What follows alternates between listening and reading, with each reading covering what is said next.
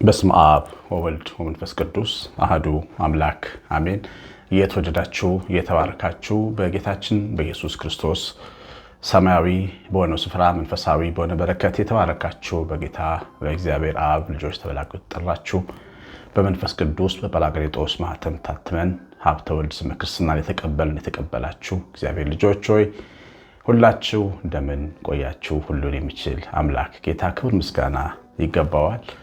ትናንትና ወዲያ ባሳሰብኩት ማሳሰቢያ አንድ እናት ያለ አባት አልባ ልጆቿ የምታሳድግ ባልቴት እናትን ማገዝ ንጹህ የሆነ አምልኮ መሆኑን እንዲሁ በየጊዜው በዚህ በአጋፔ ቤተሰቦች እንደዚሁ ወላጅ አባት የሌላቸው ልጆች የምታሳድግ እናትን የምናግዝበት መርሃ ግብር አለን።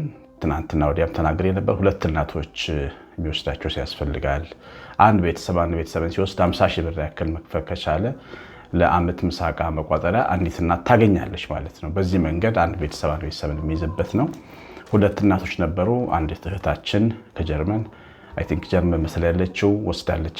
አንደኛዋ ትቀራለች። እሷን ማገገል የምትፈልጉ 911 413 80 ስልኬ ላይ አሳውቁኝ። እግዚአብሔር እናንተን ቤታችሁን ይባርክ። እንግዲህ ዛሬ በርሱ ቅድም እንዳያችሁት በተቸገርን ጊዜ በሆንን ጊዜ ሰይጣንን መስማት ምን ያህል አደገኛ እንደሆነ የምንማርበት ትምህርት ነው። የዛሬው ትምህርት መነሻችን ማቴዎስ ወንጌል ምዕራፍ 3 ቁጥር 1 ጀምሮ ያለውን አነባለሁ። ከዚያ ወዲያ ኢየሱስ ከዲያብሎስ ይፈተን ዘንድ መንፈስ ወደ ምድረ በዳ ወሰደው። 40 ቀንና 40 ሌሊትም ከጦመ በኋላ ተራበ። ፈታኝም ቀርቦ የእግዚአብሔር ልጅ ከሆንክ እነዚህን ድንጋዮች እንጀራ እንዲሆኑ በል አለው። አሁን እንደሰማችሁት ጌታ ከተጠመቀ በኋላ ወደ ምድረ በዳ ወደ ገዳመ ቆሮንቶስ ወይም ወደ ፈተና ተራራ መሄዱን ይነግረናል። እጅግ በጣም ከፍተኛ የሆነ በረሃ ነው። እስራኤል ሀገር የምንሄድ ሰዎች አይተነው እናውቃለን። በኢያሪኮ በረሃ ውስጥ የሚገኝ ተራራማ በረሃ ስፍራ ነው። ምንጭ የማይታይበት እህል ውሃ የማይታይበት ተራራማ ቦታ ለመጸለይ መሄዱን ጌታ 40 ቀን 40 ሌሊት መጸለዩን እንጀራ ለመብላቱን ያሳየናል። እንግዲህ በዚህ ጊዜ ሰው ስለሆነ ዘመዳችን ስለሆነ ተራበ ይላል እና አሁን ዛሬ መራቡን አይተን ከመራቡ በኋላ የመጣውን ነገር ነው የምንመለከተው። እና በራበው ጊዜ ፈታኝም ወደሱ ቀረበ ነው የሚለው። እንግዲህ ጌታችን መራቡን ስላወቀ ነው በዳቦ ልፈትነው ብሎ የመጣው። ብዙ ክርስቲያኖች በዚህ ዓለም የምንፈተነው በእንጀራ ነው። ልጆች አለ ለልጆቻችን እንጀራ ስንል ማን ሆነው ነገር የለም። የድሮ እናቶች ገላቸውን ሸጠው ልጆቻቸውን ያስተምሩ ነበር። ገላቸውን ሸጠው አደባባይ ላይ እናት ለልጆቿ ማትሆነው ነገር አልነበረም። ለልጆቻቸው ሲሉ ክብራቸውን ጥለው ለእንጀራ ሲሉ ክብራቸውን ጥለው ብዙ ጀግኖች አባቶች፣ ጠንካራ አባቶች፣ ክብር ያላቸው ሞራል ያላቸው ሃይማኖት ያላቸው አባቶች እንደ ባሪያ እንደ ተንቀው ተዋርደው ሰርተው እንጀራ ይዘው መጥተዋል። እና ሰው ሲርበው ብዙ ነገር ያደርጋል። በዚህ ዓለም ሲቸግረው ሲጎድለው ያን ነገር እንዲሞላለት ምንም ነገር ያደርጋል። ኢትዮጵያ ውስጥ ዩኒቨርሲቲ ገብተው ዲግሪ ይዘው 2 ዲግሪ ይዘው እታች ጉልት የሚሸጡ ሴቶች ወንዶች እንዳሉ እያየን ነው። መስራት ደስ ይላል፣ ግን ረሃብ ምንም ነገር እንድታደርጉ ያደርጋችሁ። የትኛውንም ስራ እንዳትንቁ ያደርጋል። ይሄ ጥሩ ነገር ነው። ረሃብ ግን ጠላት ደግሞ ሊፈትነን ይፈልጋል። በዛ ክብራችንን ሊወስድብን፣ ሃይማኖታችንን ሊወስድብን ይሞክራል።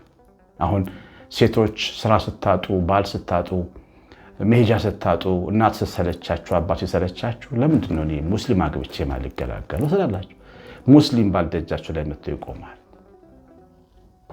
በራቡ ጊዜ ድንጋዩን ዳቦ አድርግ ብሎ ፈታኙ እንደመጣ አይነት ፈተና ይመጣባችኋል።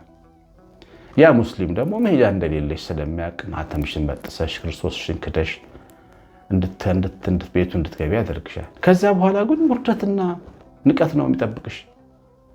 ኢየሱስ ክርስቶስን ሸጠው በገንዘብ ተደራድረው ሸጠው ጥለው ወደ ቤታቸው የገቡ ሰዎች በሕይወት አልኖሩ።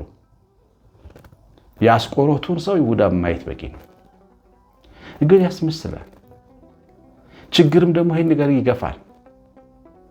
ቆራቢዋ ጠንካራዋ ሴት ሰውነቷን ሸጣ ለአረብ ሀገር ወንዶች ገንዘብ በማግኘት እናቷን ለማሳከም ትሞክራለች።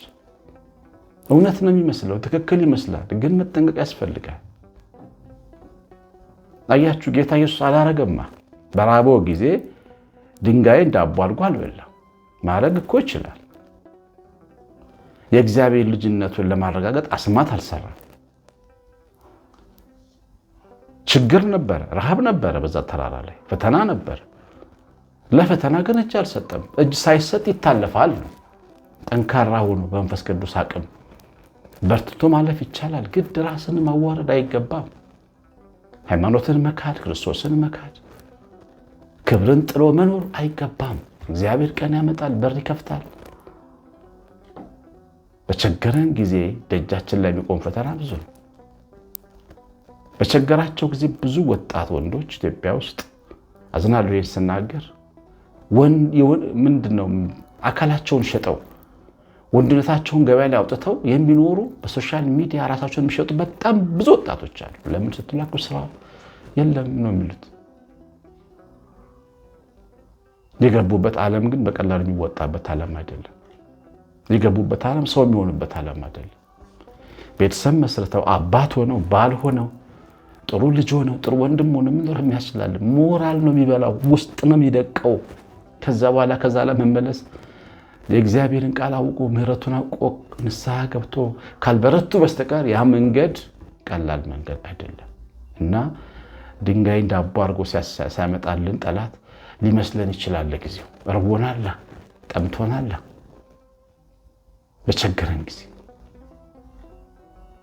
በቸገረን ጊዜ ለምን ዘርፈን አንበላ? መንግስትን ቢበዛ መታሰር ነው ብለው የመንግስት ገንዘብ የሚዘርፉ ቤተሰቦች አሉ። እስር ቤት የሚሄዱ ኖራችሁ እስር ቤት የሚሆን እና እግዚአብሔር ልጆች ፈተና በመጣ ጊዜ እንዲህ አድርግ የሚለን ክፉ ግብዣ ብዙ ድምፅ እንዲህ አይነት የግብዣ ድምፅ እንሰማለን። ልክ ጌታን እንደፈተነ ማለት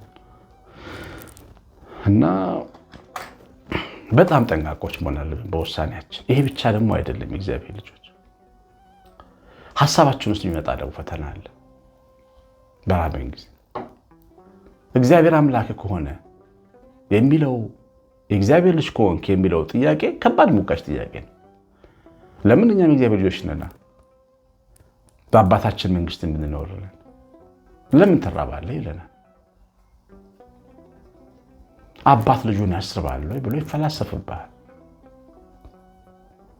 ያንተን ወይም የሁኔታን አለመስተካከል ከእግዚአብሔር ጋር ያገናኘዋል።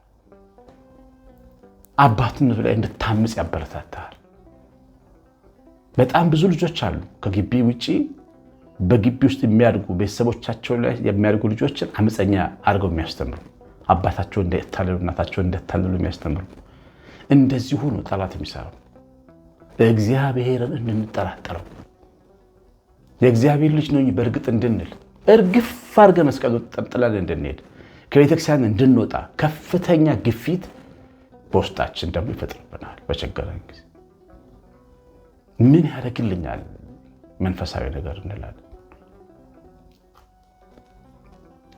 አንዲት እናት ቆይቷል የመድኃኔዓለም ወዳጅ ነች። በጣም ምዝኩሩ ዘካሪ ናት። በቃ ደህና ጥሩ ስራ እንጆ ላይ የሚሰራ ባል ነበራት። በቃ ቤቷ በጣም ትልቅ ድግስ ይደገሳል እና ታዋቂ ናት። ብቻ በክፍለ ሀገር ውስጥ ነውና የሆነ ቀን ድንገት ባሏ ከስራ ይባላል። ትልቅ ኑሮ ነበር የምትኖረው። ያ ኑሮ ወረደና ትንሽ ሆነ ማለት ነው። በአንድ ጊዜ መሬት ነክ። እሷ ስራ ትሰራ፣ ባሏ ነው የሚሰራው። ቤተክርስቲያን ሳሚ ነች። መድኃኔዓለም ደጋሽ ናት። ጉባኤ ላይ ፊት ለፊት ተቀማጭ ናት። እልም ብላ ጠፋች ከቤተክርስቲያን እልም። በኋላ እች ልጅ የጠፋችበትን ምክንያት ስናጠና መድኃኔዓለም ጋር ተጣልታ ነው። እንዴት ስራ እናጣለን ብላ ስራም ሳይኖር ስራም ኖሮ እኮ እግዚአብሔር አምላክ ነው። የአብርሃም አምላክ እንደዚህ አልነበረም? አብርሃም ምድረ በዳው ድርቅ በመታው ጊዜ ተስፋ የተነገረለት ከነዓን በድርቅ በወደመ ጊዜ እግዚአብሔርን ካደ እንዴ? ሳራ የታል ያንተ አምላክ ከኡር ያወጣን ከሀገራችን ያመጣን ምድረ በዳ ውስጥ ረሃብ ውስጥ ሊጥለን ያመጣን አላለች። በምድረ በዳም በረሃብም በችግርም እግዚአብሔር አምላክ ነው። ሌላ መንገድ እንደተመለከቱት ነው። ግብፅ ሄደን እንሽሽ ይሄን ረሃብ ብለው መጡ። ረሃቡም ገለል አለ። ተመልሰው ድንኳናቸውን በቤርሳቤ ተከሉ። ሀገራቸው ምድራቸው እንደገና ለመለመች። እርሻም ዘሩ። በጎችም ላሞችም ግመሎችም ሰፋ ምድራቸው። እግዚአብሔር ቀን ደግሞ ያሳልፋል። ሲያሳልፍ ትዝብት ውስጥ አንወድቅም ወይ? ጠላትን ሰምተን ከእግዚአብሔር ጋር ተቆራርጠን ሌላ ምን ዓለም አለን? እኛ ከሱ ውጪ ምን ሀገር አለን? ከሱ ውጪ አኩርፈን የት ነው የምንሄደው? አኩራፊ ልጅ ሊያደርገን ይችላል ጠላት በውስጣችን። ከእግዚአብሔር ፊት ኮልለን እንድንጠፋ ሊያደርገን ይችላል። ሺህ ጊዜ ወላጆች ብንመስል ስንነካ ነው የምንታወቀው። እግዚአብሔር ልጆች ተጠንቀቁ። በችግራችን ጊዜ የምንሰማውን ድምፅ መጠንቀቅ ያስፈልጋል። የታለ ያንተ አምላክ? የታለ ንገረኝ፣ የታለ አምላክ ይለናል። ምንድን ነው? ምን አዲስ ነገር አለው? በህይወት እኮ ዘር የሚዘራበት ጊዜ አለ። ዘር አፈር ውስጥ ተቀብሮ የሚቆይበት ጊዜ አለ። የሚበቅልበት ጊዜ አለ። ደግሞ እንደገና የሚለመልምበት ጊዜ አለ። የሚያሸትበት ጊዜ አለ። የሚታጨድበት የሚወቃበት ደግሞ ጊዜ አለ። ሁሌ የሚወቃበት ጊዜ ይሆናል። አንዳንዴ እኮ አፈር ውስጥ መቀበያ ጊዜም ይሆናል። ምን አለ አፈር ውስጥ በትዕግስት ብንቀመጥ ቀን እስኪያልፍ ድረስ እግዚአብሔር ልጅ እና ቆፍሮ ያወጣናል ጠላት። ከዛ ውስጥ ከአፈር ውስጥ ምን በቅልበት ምንሰራበት ምድር ነቅለን እንወጣ ያደርገናል። እግዚአብሔር የለም እንድንል መንፈሳችን እንዲበሳጭ ያደርገናል። ተጠንቀቁ። ድምፁን በምትሰሙ ጊዜ በውስጣችሁ ተጠንቀቁ። እግዚአብሔር ልጅ ተጠንቀቁ። በራበው ጊዜ ድንጋይ ይዞ መጣ ይላል። ደግሞ ድንጋይ ይዞ የሚመጣው ዳቦ ይዞ አይመጣም። ድንጋይ ይዞ የሚመጣው አንተ ለልጅህ አንቺ እህቴ ለልጅሽ በራበው ጊዜ ዳቦ እንጂ ድንጋይ አትሰጭ። ልጅሽ አሳ ቢለምንሽ ጊንጥ አትሰጭ። ጠላት ግን ድንጋይ ይዞ የሚመጣው ይሄን ነው። ድንጋይ ይዞ የሚመጣን ጠላት እንዳትሰሙ። ፈልጦ ነው የሚሄደው። ልባችን መንፈሳችንን ሰብሮ ነው የሚሄደው። ከእግዚአብሔር ጋር የተፋታ ሰው ራሱ የተቆረጠ ሰው ማለት ነው። ክርስቶስ የቤተክርስቲያን የኛ ራስ ነው። ራስ ተቆርጦ ሰው በህይወት ይቆማል ብላችሁ ታስባላችሁ? ከእግዚአብሔር ጋር የመጣላት ውሳኔ ራስን በራስ የማጥፋት ውሳኔ ነው። በደንብ ማወቅ ያስፈልጋል። እና ጠላት ሲቸግረን የሚናገረን ነገር ብዙ ነው። ተስፋ እንድንቆርጥ፣ እንድናፈገፍግ፣ ሌላ መንገድ እንድንመለከት ከዚህ ቀደም ነግሬያችሁ አውቃለሁ። በብዙ ችግር ውስጥ እኖር ነበር። በችግሬ ውስጥ እኔ ዘማሪ ነኝ፣ መንፈሳዊ ግጥም ገጣሚ ነኝ። ሰው እየደወለልኝ የሙዚቃ ሰዎች እየደወሉልኝ ለምንድን ነው ዘፈን ማሰራልኝ ይሉኛል። እኔን ዘፋኝ የማድረግ ግፊት ያደርግብኛል። ከመቅደሱ ጫፍ ወርውሮ ሊያዋርደኝ ጠላት ይፈልግ ነበር። አንድ ዘፈን እኮ ብትሸጥ 20 ሺህ ብር 25 ሺህ ብር ታገኛለህ አለኝ አንድ ቀን አንድ ወጣት። 25 ሺህ ብር በዛ ሰዓት ለእኔ የዓመት ገቢም አልነበር። አንድ ዘፈን እኔ መዝሙር ስሰራ ከዘማሪዎቹ ገንዘብ ተቀብዬ አላውቅም። ብዙ ጊዜ እግዚአብሔር ጸጋ በነፃ ነው የምሰጥ። አንተ በነፃ ሰጥተህ እግዚአብሔር አላከበረህም፣ በል አሁን ለምን አሰራም ይለኛል ጠላት መጥቶ። ባደርገው ኖሮ ዛሬ እዚህ ጋር አታገኙኝም ነበር። ግን መታገስ ያስፈልጋል። ማያለፈ ነገር ምን አለ?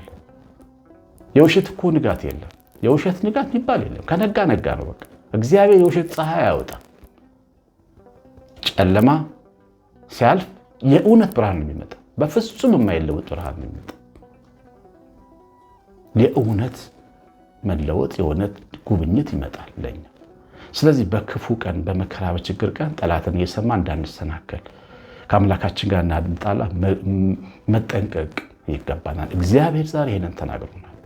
የሰማነውን በልቦናችን ይጻፍ። መንፈስ ቅዱስ ይባርካችሁ። የእግዚአብሔር ቸርነት የእናታችን እመቤታችን ረድኤት በረከት የመላእክት ጥበቃ አብሮን ይሁን። እግዚአብሔር በጎ ሀብቱን ያብዛላችሁ። ያችን እናት የሚያግዝ አንድ ቤተሰብ ፈልጋለሁ፣ አሳውቁ። 09114138 ስልኬ ነው። ዋትስአፕ፣ ቴሌግራም፣ ባይበል ያለው። እግዚአብሔር ባርካችሁ።